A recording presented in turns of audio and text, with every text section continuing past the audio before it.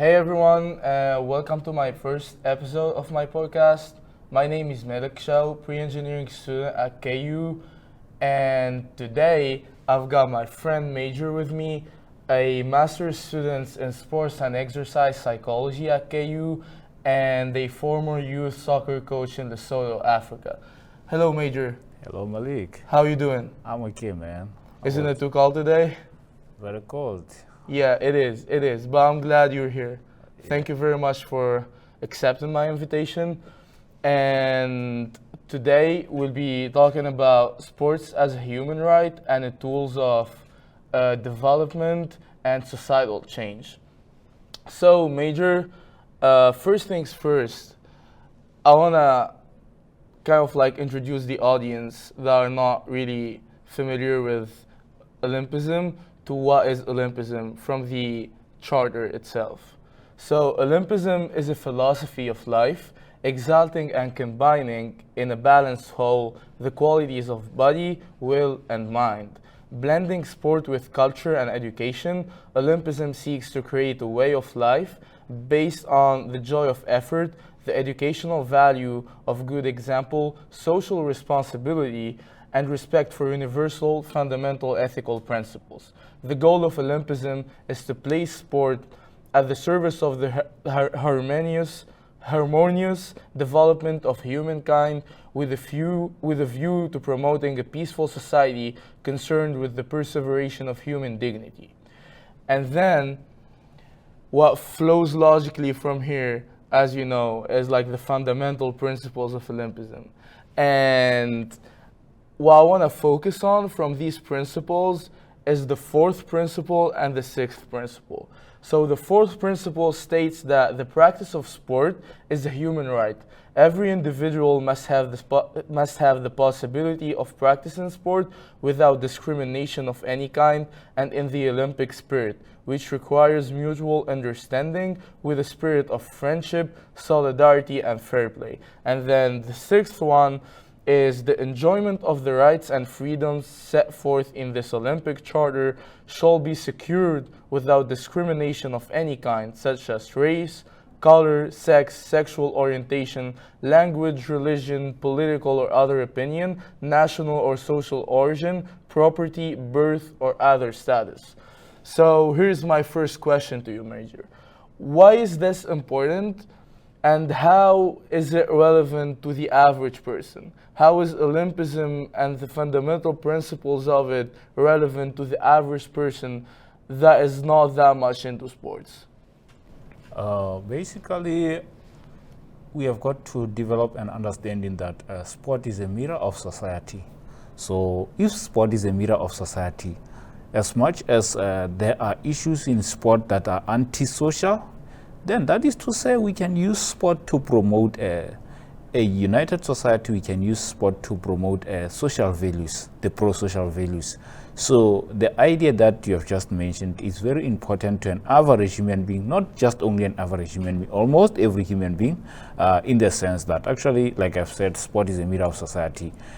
Sport is an avenue or a social agent, a socialization agent that has got that is rich in teachable moments through a loss and or through a win. Whether it is just recreational or competitive sport, it is characterized by moments of, let's say, teachable moments that can transcend beyond the sport arena itself and go on and continue to develop somebody into a complete human being who can become a servant of society in an ideal manner.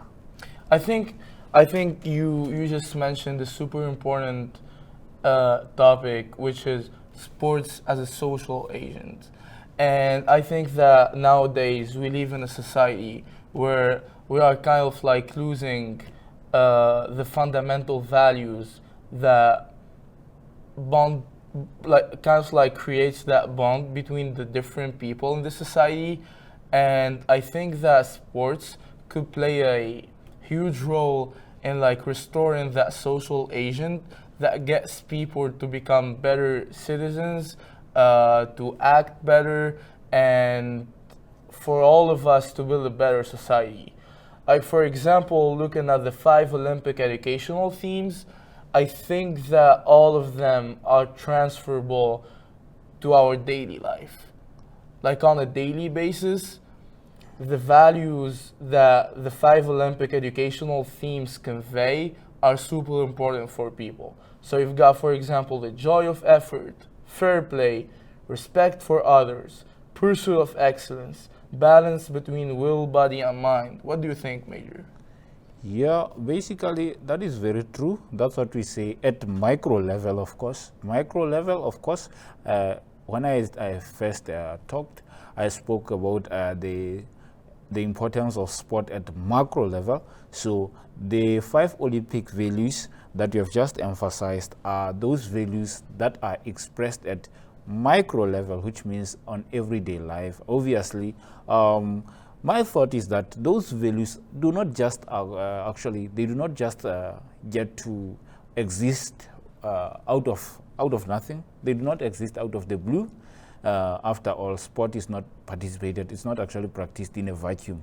It is practiced by human beings who can be ruled by emotions at any point in time. So those values can only come into existence and into true meaning once we are intentional and process oriented, and we are very reflective of our behaviors almost every day and conscious of how different we are as individuals, and try to seek a way of communicating in the manner and or acting in the manner that we realize that what we do unto others would be of great importance of what happens to us. So it's a matter of negotiating, value negotiation. It doesn't happen out of the blue. Values have got to be negotiated, they've got to be renegotiated so that they can actually become a culture.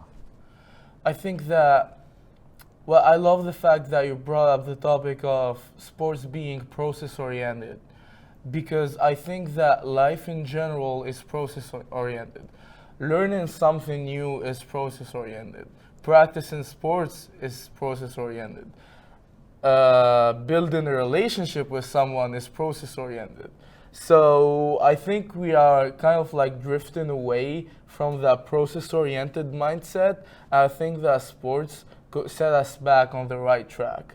But someone could ask, okay, we get that sports promote all these values, all these great things, but realistically, why opt for sports-centered development? There's cultural development, there's a lot of conventional means of development. Why opt for such an unconventional mean of development, which is sports-centered development? How could sports impact society in a positive manner? Like, realistically speaking. Realistically speaking, it calls from the school of thought from which one departs. We have this school of hard sciences and the school of soft sciences. The school of hard sciences, usually in most occasions, people who are from the hard sciences school of thought usually view things as unlinked, unrelated. So that's why sport is taken for granted. It's taken for granted. The educational value of sport is taken for granted. In a realistic world, obviously, this is doable. It depends on whether we are willing or we are not willing. If we are not willing, of course, the educational values of sport will never be realized. But if we have the willpower and we are always seeking for direction to do it, and we are always trying to be observant of at those manner in which we can handle, at the manner in which we can handle it, then it is doable. Of course, it will take time.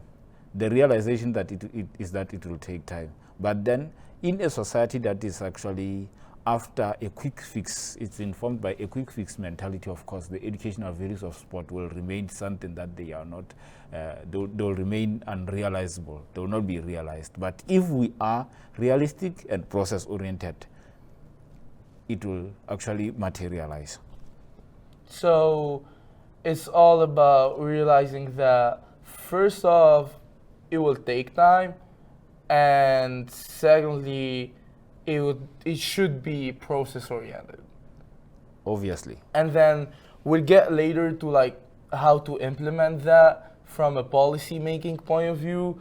But when I first started searching this topic, I was amazed by how much sports could be impactful when it comes to social inclusion, for example, on a relational level, functional level, physical level, or even promoting gender equality, or sports as tools to develop the rough neighborhoods where people could drift away from the right track and sports will take them back to that track and set them for life, or sports for job development, sports to spread awareness of social justice, or lately we've been seeing a lot of cases of refugee rehab through sports, like the athlete we were talking about in the backstage.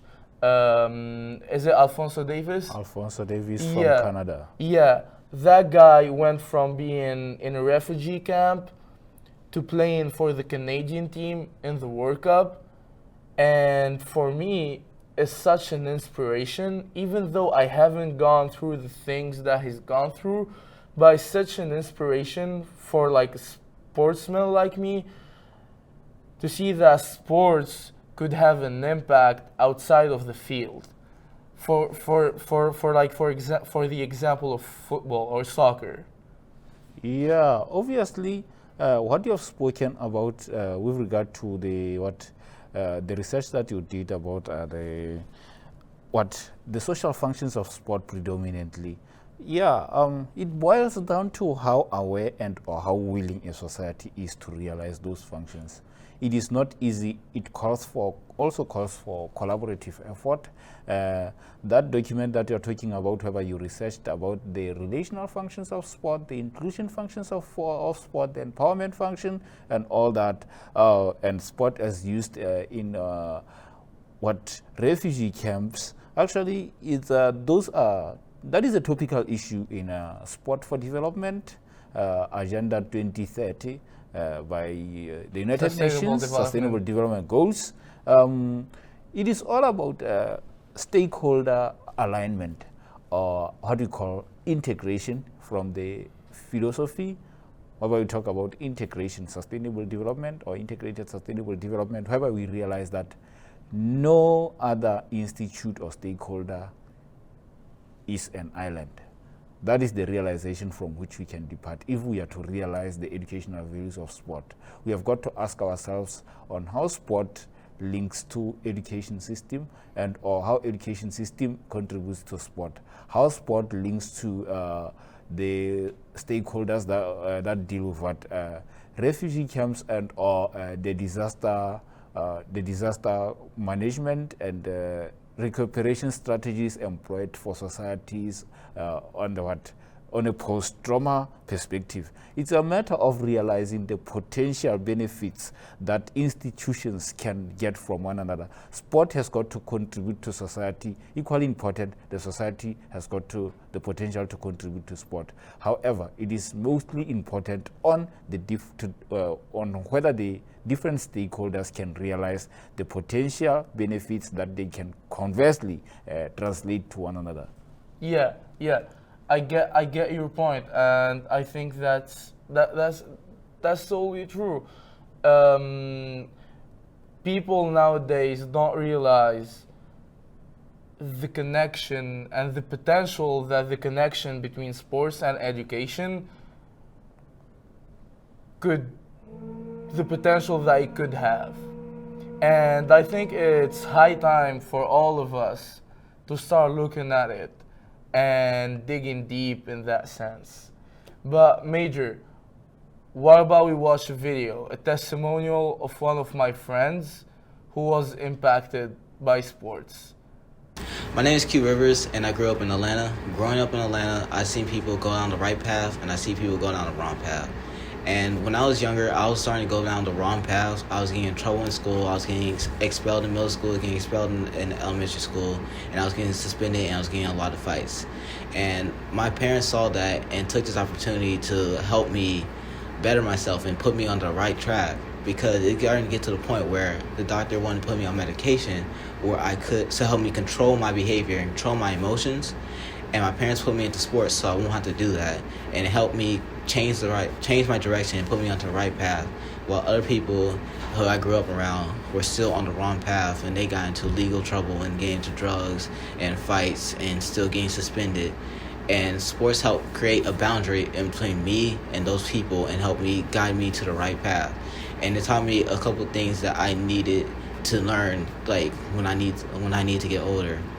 And it taught me the importance of listening and controlling yourself, and really being considerate of other people's actions and respecting people. And I use those values today, and helps me get to the point where I'm at, and it's going to help me continue investing, like furthering myself into my future, and help me continue staying on the right path. Okay, so now that we watched the video, what do you think of it? This is a real life scenario. My friend grew up in Atlanta, rough neighborhood, gang violence, crimes, expulsions from school, education wasn't going well, until sports interfered.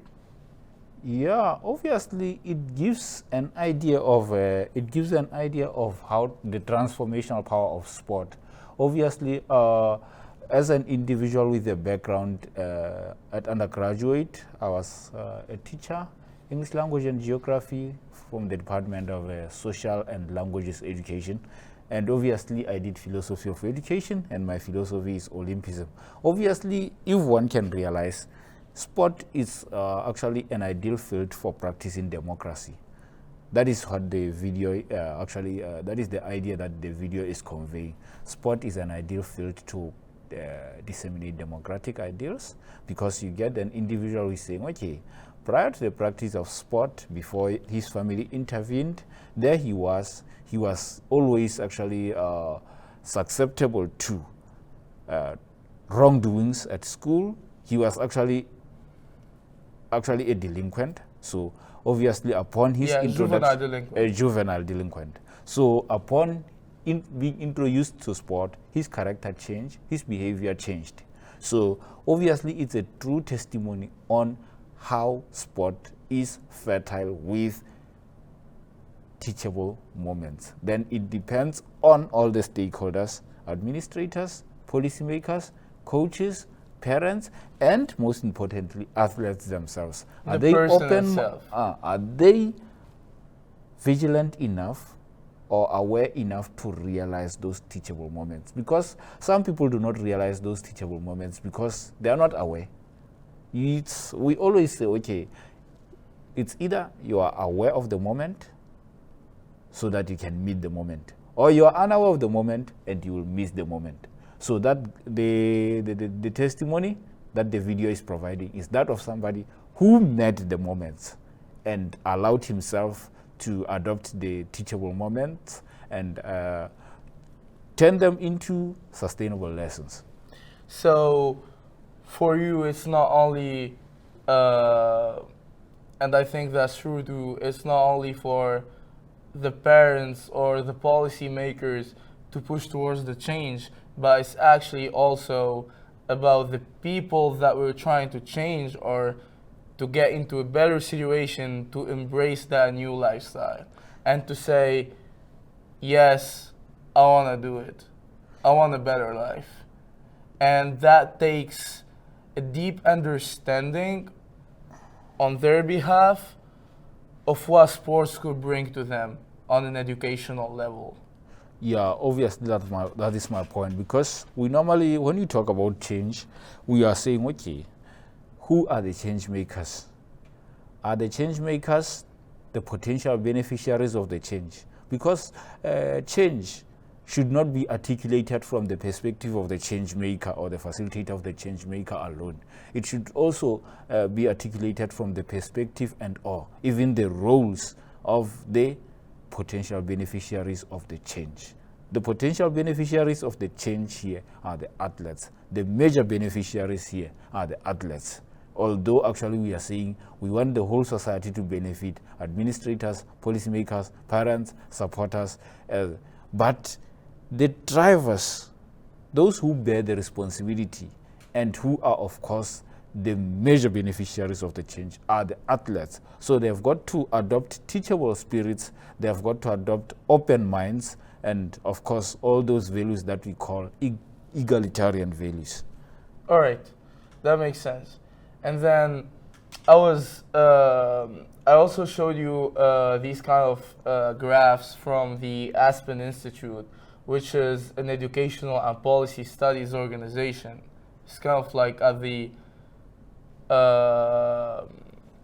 front line of studying how these kind of like implementations through sports could impact society.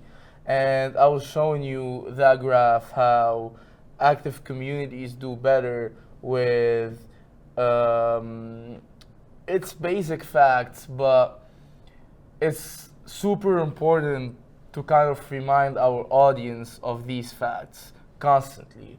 Like active communities do better because they smoke less, they have lower rates of blood pressure, lower obesity rates, higher than average air quality index ratings, 3% lower rates of heart disease, higher property values, higher graduation rates. So it's a wide span of all these sorts of things, good things that come out of like implementing sports as a development tool.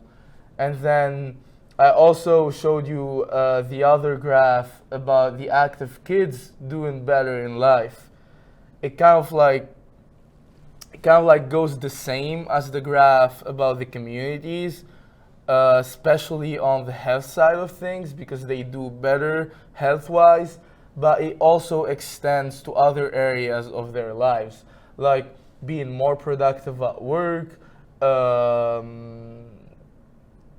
I don't know, a lot of other things like lower levels of depression and self-derogation, higher self-esteem, lower health costs, and especially the mental health side of things is super important for kids, because growing up, you're kind of exposed to different parts of society. You have the teachings of your family, the teachings in your school, you're meeting new people, you're making friends, you're constantly in contact with new beliefs, new sets of values, and you're kind of confused. You don't know, you don't have a reference. You don't really have a reference as a kid, and sports could play a role in that sense. Yeah, it is actually a big issue. It is a big issue indeed. Michel Platini, the French football legend, soccer legend for people for the who US, are familiar with soccer, yeah. Once said it this way, that childhood is rich, full of golden moments, full of potential. It's a stage of life where we express a lot of potential. However, it is a stage of life where we are most vulnerable. This is a situation that you have just summed up, of course. So sport itself alone, sport participation on its own cannot actually facilitate that value, that developmental value. Just like you have told us that, okay, you have just said it, that, okay, there is that confusion and uncertainty as an individual grows up, gets exposed to a different culture. Especially as a youngster. As a youngster. You're still kind of figuring out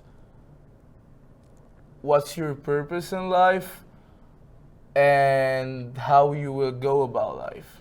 Yeah, it's a challenge.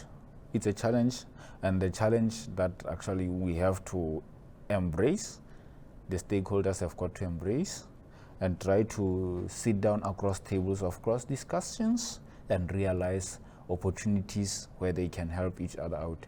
You mentioned the issue of health, sport and health. We talk about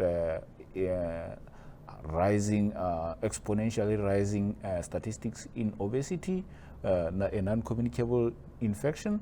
Then we go on, we talk about it being connected to inactive lifestyles, sedentary behavior, and then it calls for a lot of stakeholders. sports institutions, how do they link up with what? Health institutions. How do they link up with health education stakeholders? That is the situation. We go on with sport and educational attainment, which is sustainable development goal number 4. Then we ask ourselves this issue. How do we help teachers to realize teachable moments associated with physical activity and sports participation? And then we go on and talk about issues of sustainable development goal number 5, which is gender equality. Then we realize, okay, which is the gender that is highly susceptible to exclusion from sport participation? Then we go on and talk about cities being sustainable, healthy, and inclusive communities. We ask ourselves about urban and regional planning measures in our communities. Do they allow or do they give room for spaces, green spaces? Then it goes on to talk to policymakers from both physical planning as well as ministries of sport and development. Major, we'll get to that later. Get to that later. I also showed you that interesting MRI scan of a person's brain after a 20 minutes walk, and how just a 20-minute walk, which is I don't know, mundane might sound like a bad word, but it's super easy to go on 20-minute walk on a daily basis. And I showed you that MRI scan that shows how much more stimulated the brain is with regards to neuroelectric activity after a 20-minute walk than it was before that walk was done. And that for me is not only from a science perspective, but also from like well-being perspective, is super amazing. What do you think? Yeah, obviously, like I've just mentioned, sustainable development goal number 3, we are talking about non-communicable health disorders, sedentary behavior, and the use of artificial transport, even when it's not necessary. The use of stairs instead of walking up the stairs. Instead of walking the stairs, you're using the lift. So it says a lot about lifestyle habits. It says a lot about habits. So in that instance, it says we have got to adopt a paradigm shift from predominant use of artificial transport modes to green transport, such as cycling or even walking. Green transport, that's what we call green transport in the context of a geography. We talk about green transport. Then in a work situation, that's why we talk about the construction of our buildings.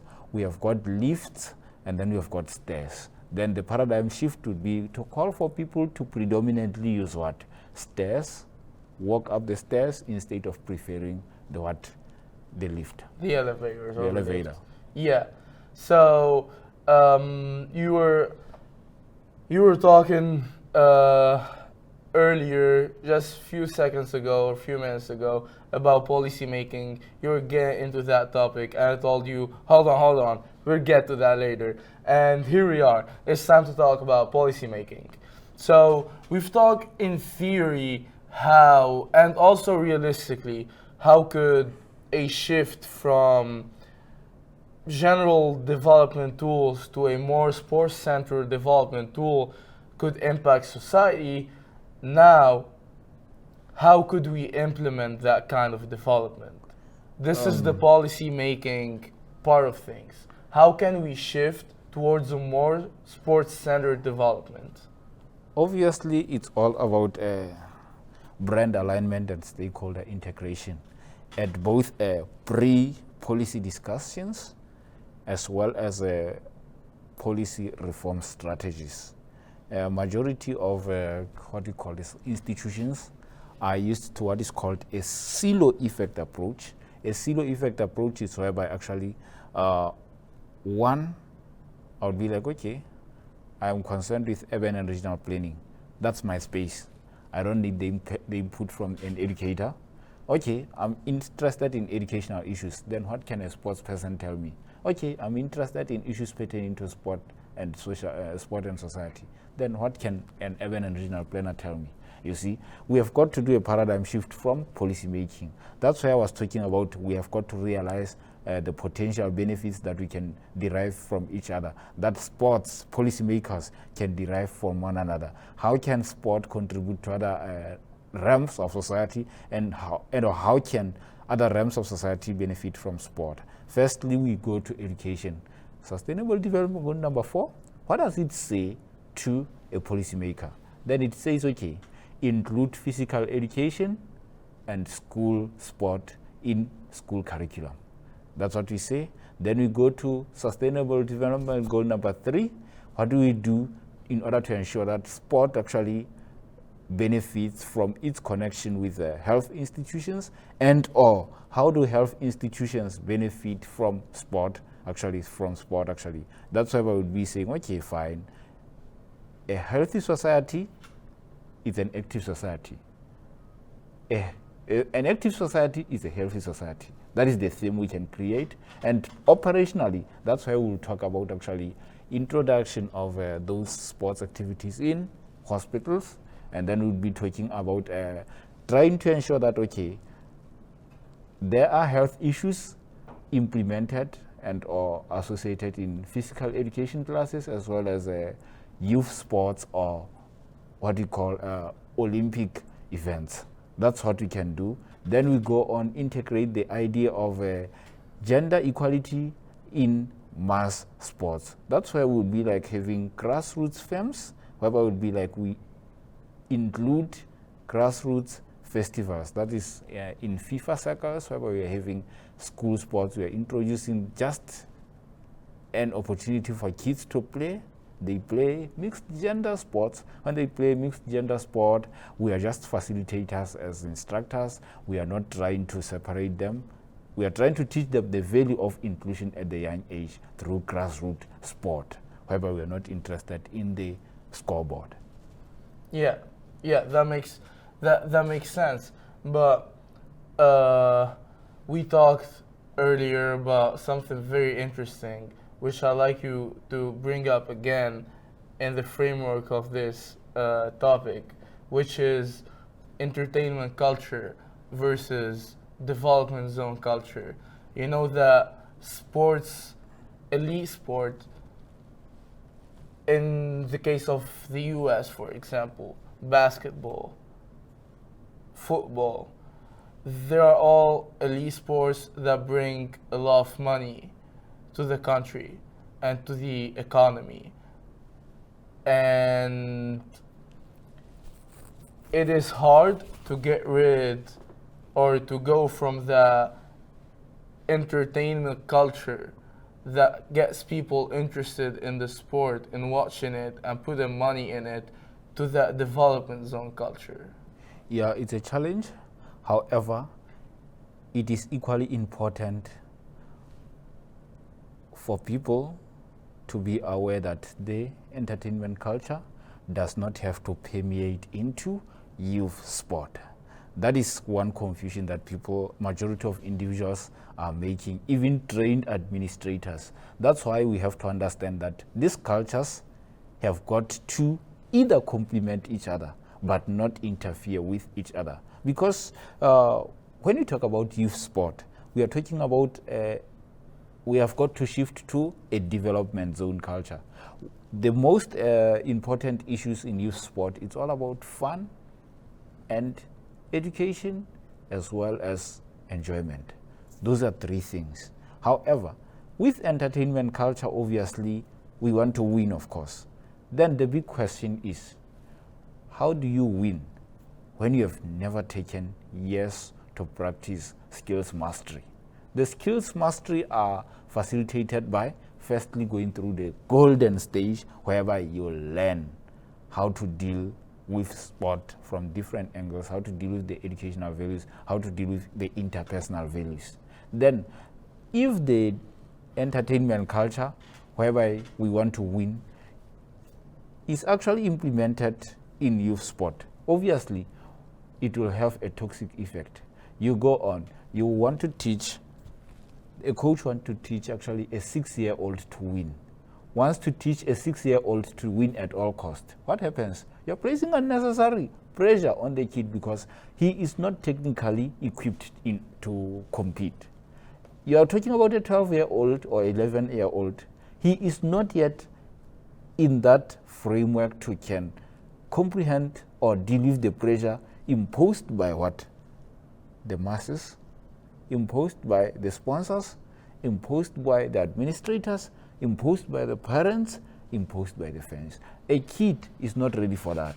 Then if you impose that mentality on the kids, 6-year-olds to 10, 11, 12, 13, 14, then obviously we are going to end up having what is called the sport burn out effect at an early age.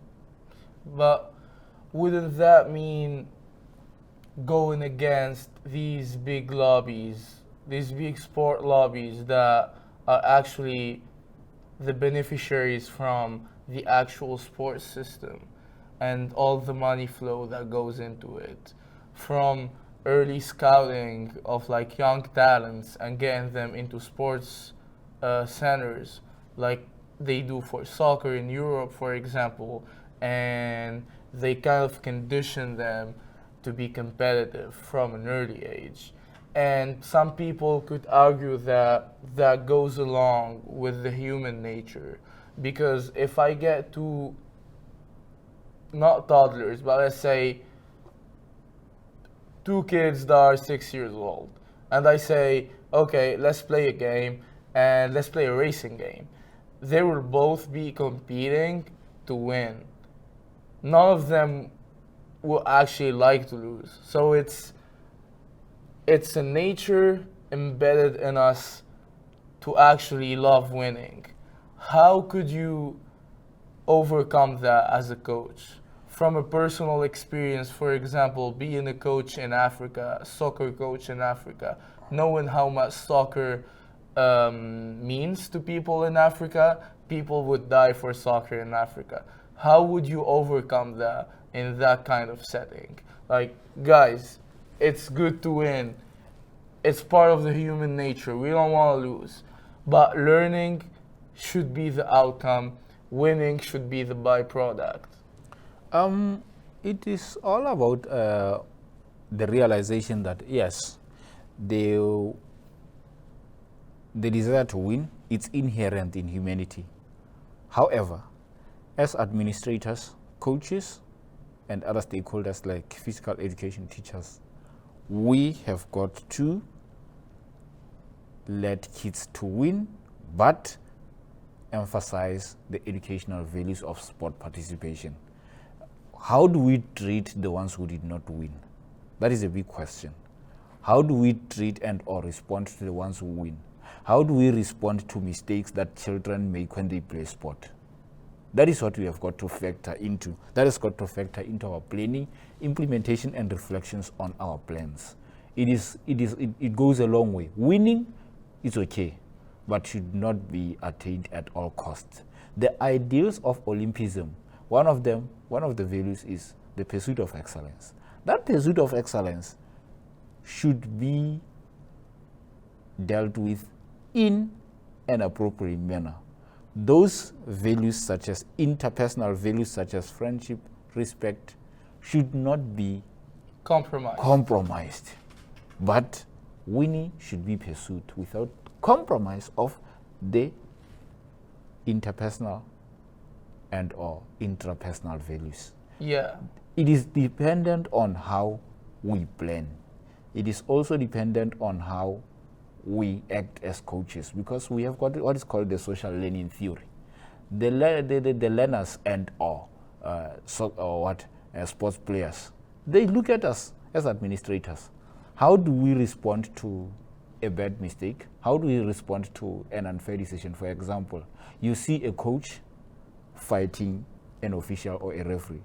What happens? The next thing, the players going to do that.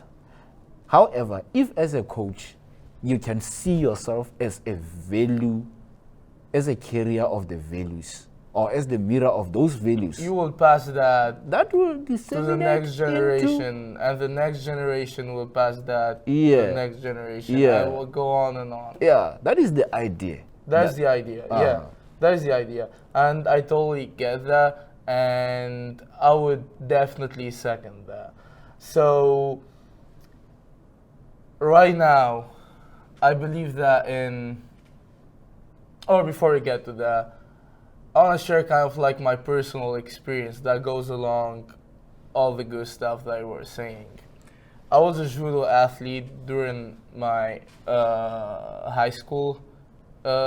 high school period, and I used to look at especially combat sports. You know, like contact sports with the competitiveness, the harshness that's rooted in them. You kind of get lured to think that the main goal is to dominate the opponent. And whenever I used to lose, because obviously you get good days, you get wins, and you get losses. I was so bad at dealing with losses that instead of going back to the dojo and training and focusing on bettering myself, I would end up beating up myself mentally and not improving, and kind of like getting in a vicious cycle of depression, anxiety that leads to all kind of bad stuff when it comes to performance. And now looking back at it, when I stopped competing and I had multiple discussions with my judo sensei, was a great guy, by the way, shout out to him. I kind of realized that that was the wrong mindset. That was the wrong mindset. Even the person that you're fighting on the mat during the competition, you shouldn't see him as an adversary or an opponent, but as a person necessary. Their presence is necessary for you to improve yourself, improve your skills, see your flaws, see your weaknesses. And then once you recognize your weaknesses and your flaws, you go back and become a better version of yourself. It's not you against that opponent, even in the context of combat sports. It's not you against him, it's you against yourself. Yeah, that is true. That's the mentality I normally disseminate, the mentality that I normally emphasize to my players in soccer. I normally tell people that it all starts with yourself. The bigger picture, the worst enemy is yourself rather than the opponent. The opponent is barely actually the representation of a factor that actually stands between you and your goals. But what basically plays a major factor in you winning and or not winning is yourself. It's what I normally teach. So that kind of mentality is also dependent on the values and or the behavior that we exhibit as the sports stakeholders, stakeholders as a whole, that sports fraternity as a whole. How do we deal with defeat? How do we help our athletes deal with defeat? How do we coach them to whatever is called the rebound mentality? To make mistakes, but show willingness to deal with the mistakes and come back better. It's Fall a big down, question. but every time you fall down, you come back up. Yeah, that is the big question. It's a big question. It doesn't just happen from out of the blue. Yeah, and then I remember a quote, not word for word, but from Jigoro Kano, the founder of judo, a very, very, very good educator. He was working in the Ministry of Education, and he founded judo alongside his career as an educator. So he kind of rooted a lot of the educational values into judo to make it an educational sports by excellence.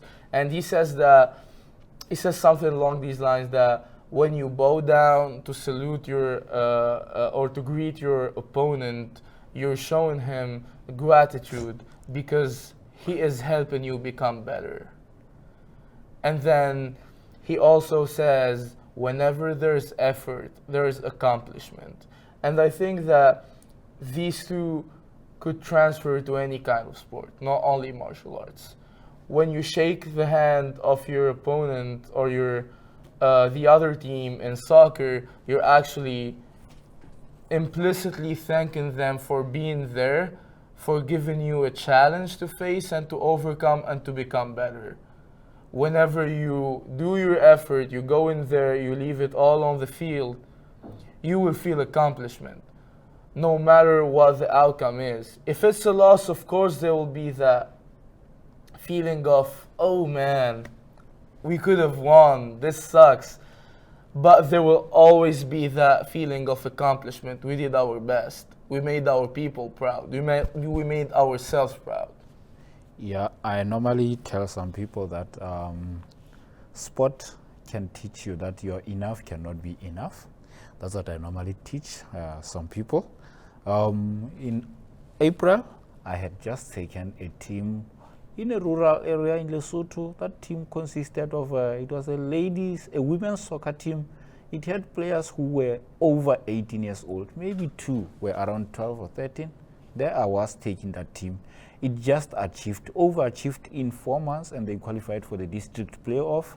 I was telling the administrators of the team that, no, guys, this team has overachieved in a short space of time. We are still in a learning process. We went there, and then we played a team that has been there for years, and they beat us 7-0.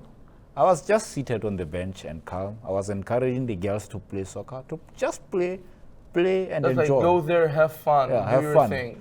I continued, I introduced young players. The supporters were out there. Hey, Major, what are you doing? We want to win here. Substitute so and so and so. It's not doing well at all. Then I was so calm. Then a qualified coach who has got the highest coaching qualification back home, came straight to me and said, where do you get this gut, this calmness? As a developed coach like I am, that was the coach saying, even many of my colleagues still struggle to exhibit the very same behavior that you're doing, although they are saying they are coaching youth sport. Then I was like, yeah, that is the situation, obviously.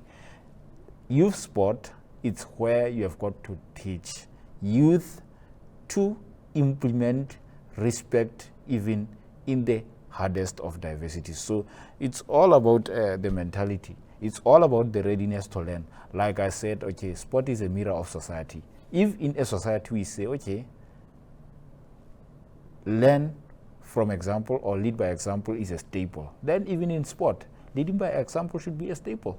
Simple. So it starts with the administrators. The frameworks are there, courses are there. Our courses are there facilitated by the International Olympic Committee and the National Olympic Academies, as well as the other sports federations, because right now we have, in our soccer, we have a FIFA Vision 2020 to 2023, which is called, the policy is called Vision 2023, making soccer or football truly global. Goal number 11A talks about impacting society through the value of sport through Soccer for Schools program. That's why we teach life skills education through soccer. And then we introduce this idea of social soccer played by legends, whereby they will be demonstrating those values so that kids can hopefully learn from seeing legends play. Social soccer, there is nothing at stake. We are just playing for fun and entertainment. The scoreboard doesn't mean anything. Nothing at stake. I like that. As much as a lot of people would despise that, I love it. When there is nothing at stakes, you learn. You learn. You learn. And that's what I was told by my sensei, my judo sensei, a lot of times.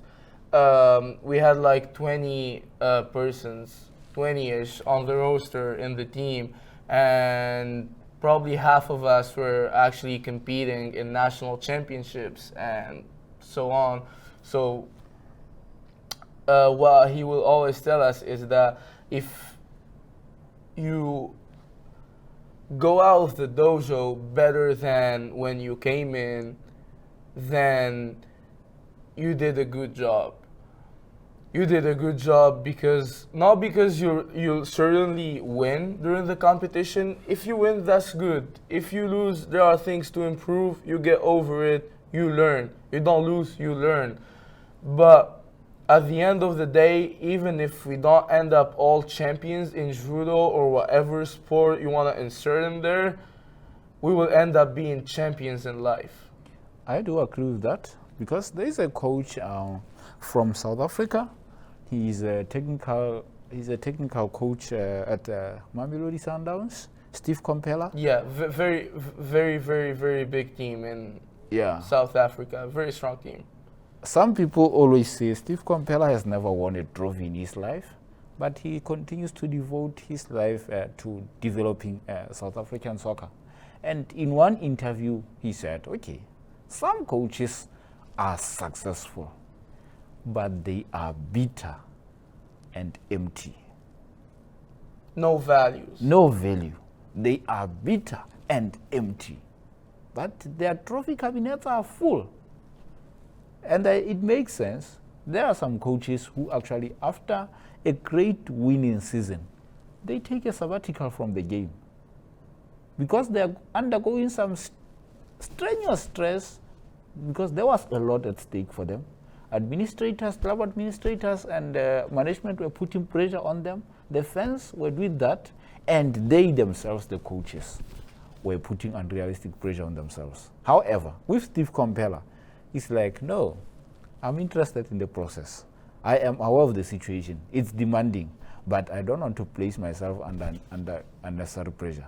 If I go into a game and the players perform and their performance is the greatest, then compliment comes, accept it with gratitude.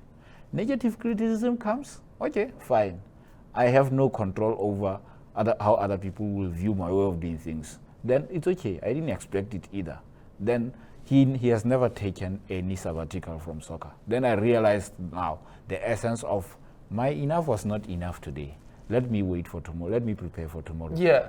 So that's the mentality. Yeah, it makes a lot of sense for me, and then I don't know. I feel like if there's no values being conveyed by the coach, how could you even respect that coach, look up to him? Yeah, it doesn't make sense for me. Yeah, Johan Cruyff, one of the soccer greats from the Netherlands, may his soul rest in peace. Oh yeah, he revolutionized soccer. He would be like, how can you coach others when you cannot coach yourself? Exactly. So it all starts with the administrators and other senior stakeholders in strategic positions to coach themselves before thinking about disseminating the very values successfully to the other members at the lower echelons of the sport ecosystem. Be coachable, embrace the value. Yeah. Okay, Major. So this all kind of boils down again to the frameworks we talked about. So I think that at this point of time, especially in third world countries, even though I don't like that kind of like label coming from Tunisia, which is labeled as a third world country, but let's say underdeveloped countries. But even in developed countries, I feel like kids and families are waiting for leaders. Yeah. They are waiting for them to take action. So if you were in a position of leadership, which framework would you think works best? Elite sports versus mass sports, or a combination of both? And if it's a combination of both, would the mass sports framework impact the elite sports framework? Obviously, with the mass sport framework, we have got to appropriate it. It boils down to appropriation. Where are we in terms of time and space? Obviously, every country in a realistic situation wants to compete. However, the big question is, how do you compete when your grassroots is poor? How do you compete when there is no recreational sport? And then when you are to compete, you have got to make a realistic goal. Not every individual who plays at junior level will make it to the top.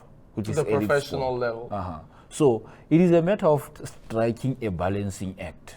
As much as we desire to be there and be counted as one of the most competitive sporting nations, then we have got to realize what are the ingredients. And we have got to realize that not every individual who wants to play a competitive sport can go on to do what?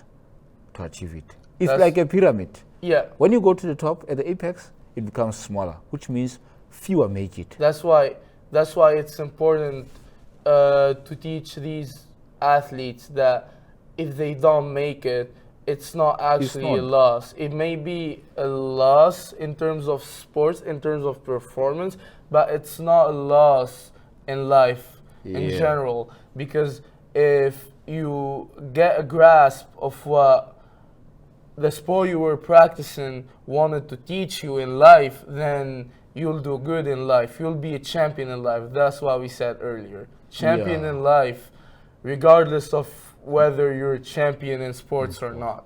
Right now in South Africa, I don't know in other parts of the world, majority of ex-professional players are very bitter about how they were treated in professional sport or elite sport. They are very bitter. They are very bitter. Then you ask yourself, okay, these individuals are very bitter. Then it questions on the educational value of sport. Then we are like, okay, fine. It's the issue that is there. Fine. Let's look at the situation here. Let's try to promote both policies, but then appropriately. Try to be realistic on the potential harmful effects that may be brought about by too much emphasis on the entertainment culture and or the competitive sport culture framework. If it is implemented at youth level, then it is totally wrong. Let's do away with it. Let's try to promote a culture in which even if people do not make it into the elite ranks of sport participation, at least they should stay in love with sport and physical activity for their entire life. That's why I'm talking about the call for the balancing act. And I think that makes people who feel uncomfortable going into sports saying, oh, I won't make it. Oh, that team already has a lot of experienced players in it. Let's say in the example of soccer, or even like in the example of judo, I have a lot of people coming to our dojo and they be like skeptic about it because they're like, oh, you guys are experienced, we don't want to get in there, we will never be at your level, you'll beat us up, and they kind of have the wrong idea of what sports are. So making sure that things are clear, that sports could be for everyone, regardless of whether your goal is to make it to the top or not, sports could be for everyone. That's so reassuring to people, and that will get them eventually into sports. With the right mindset, saying that I get into there, I don't care if your goal is to be a top player in your sport, then be it. Okay. But if you don't make it, get over it. It's totally fine. You still learned a lot of valuable things. The bonds with the people that you met throughout the journey, the teachings, the person you've become, everything is just so worth it. So on this note, Major, is there anything else you want to add? What advice would you give to people if any policymaker is listening to us, or any regular person listening to us right now? What would you like to say to them? Obviously, like I said, it's just a matter of adopting a paradigm shift. We have got to shift from the guilt-driven mentality, to a sensitive or an inclusive or a positivist society. I'm like, even this elite sport is the elite clubs are taking a different dimension. They are trying to contribute into youth sport in this manner. They are establishing academies. In those academies, it's not necessarily about developing a future athlete. It's also about developing a future human being. They know that not everybody makes it. They know that not everybody will make it at elite sport. They also invest in the education of that individual. They also invest in other social development arenas of that individual. So So that individual, even if he doesn't make it in the first team, what happens? He still has something to fall back on. He's not bitter at the sport. So that's how I'm talking about the idea of there are some already existing frameworks that are implemented by different stakeholders in order to ensure that, okay, as much as sport participation may not, especially this one, professional sport participation may not actually be an issue that not everybody will gravitate into that direction. However, let's try to ensure that at least there are some benefits they reap from sport participation at an earlier level, so that they may even fall in love with sport beyond their playing days, so that they're not bitter. So that's one advice. Don't be bitter if you lose. Trust the process, be coachable, and learn. Well, thank you very much, Major. Thanks very much. Thank you. Appreciate you accepting my invitation. On this note, we'll end the podcast. Thank you all for listening, and I hope you enjoyed this first episode, and stay tuned for the upcoming ones. Thank you.